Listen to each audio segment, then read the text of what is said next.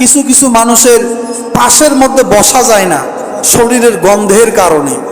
দিনকে দিন গোসল করে না, ফেরেশতার কি কষ্ট হয় না? তোমরা দুর্গন্ধযুক্ত মুখ নিয়ে মসজিদে আসিও না, তোমাদের মুখের দুর্গন্ধের কারণে ফেরেশতাদের কষ্ট হয়। অনেকের মুখে এত পরিমাণ দুর্গন্ধ, সামনাসামনি কথা বলা যায় না। তাকে গোপনে আদবের সাথে এই ভুলটা তার ধরায় দেব, ভাই সবার সামনে না, অপমানিত করব না। অপমান করলে আমার সওয়াব হবে না, গুনাহ হবে, কিন্তু সংশোধন করে দিলে আমার সওয়াব হবে। পুরা হয়ে গেছে শরীর। হাদিসের মধ্যে আসছে রাসূল সাল্লাল্লাহু আলাইহি ওয়াসাল্লামের সামনে যদি কেউ নোংরা অবস্থায় থাকতেন, অপরিচ্ছন্ন অবস্থায় থাকতেন, এর বিষয়ে তিনি আপত্তি করতেন। তুমি এভাবে আসছো কেন? এত অপরিষ্কার ভাবে থাকো কেন? এটা করো কেন? এরকম ভাবে কি তিনি কথা বলতেন। ওনার সামনে যখন কেউ উস্কো খুস্কো চুল নিয়ে আসতো, দাড়ি নিয়ে আসতো, তিনি নির্দেশ দিতেন, তুমি তোমার চুলে তেল দাও, তুমি তোমার চুলকে আঁচড়াও, দাড়িকে আঁচড়াও, সুন্দর করে পরিপাটি করে রাখো। এরকম কি দিতেন? নির্দেশ দিতেন। ওনার সামনে যদি কেউ অপরিচ্ছন্ন ভাবে আসতো, তিনি কি করতেন? আপত্তি করতেন। মানে কি? তিনি বলতেন, তুমি এভাবে আসিও না, বা তুমি এভাবে কেন আসতো? আল্লাহ, বর্তমান সমাজের মানুষ সবাই না, কিছু কিছু মানুষের পাশের মধ্যে বসা যায় না শরীরের গন্ধের কারণে। ঠিক না? কোনো পরিচ্ছন্নতা নাই, কোনো পরিচ্ছন্নতা নাই, দিনকে দিন গোসল করে না। একজন মানুষের পাশে যদি আরেকজন মানুষ বসতে কষ্ট হয়, ওই ব্যক্তির সাথে কি ফেরেশতা থাকে না?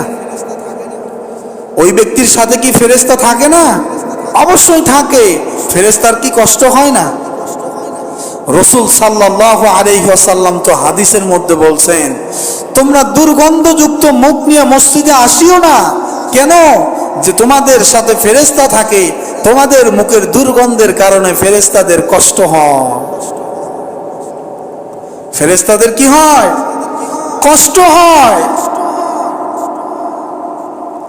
এই জন্য এই পবিত্রতার একটা ধাপ বললাম, পরিচ্ছন্নতার একটা ধাপ বললাম, নিজেকে, নিজের শরীরকে দুর্গন্ধ মুক্ত রাখা।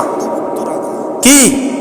দুর্গন্ধ মুক্ত রাখা, যেন আমার মাধ্যমে আরেকজন কষ্ট না পায়। অনেকের মুখে এত পরিমাণ দুর্গন্ধ, সামনাসামনি কথা বলা যায় না। ঠিক না? সত্য না মিথ্যা? এগুলোর প্রতি আমরা খেয়াল করব।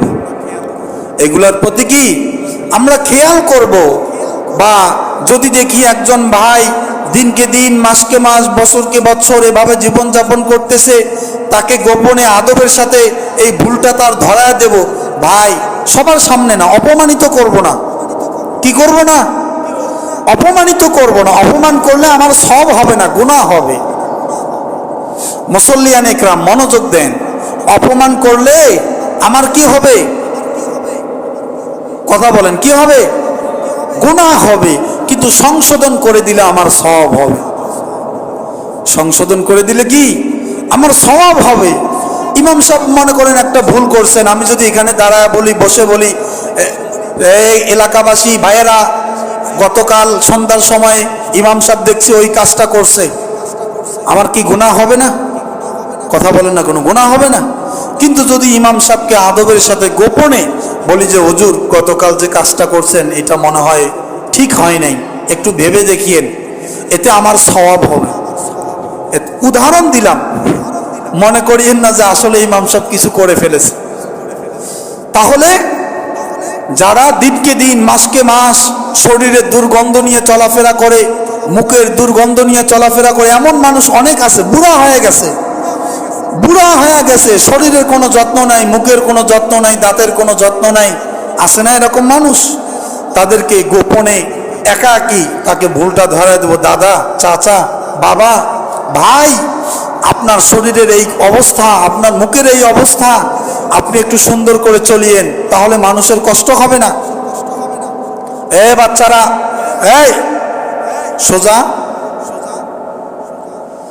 আল্লাহ তাআলা আমাদেরকে গোপনে মানুষদেরকে সংশোধন করার তৌফিক দান করুক, বলে না আমিন। এবং অপেরে মানুষকে অপমান করার থেকে আল্লাহ হেফাজত করুক, বলে না আমি।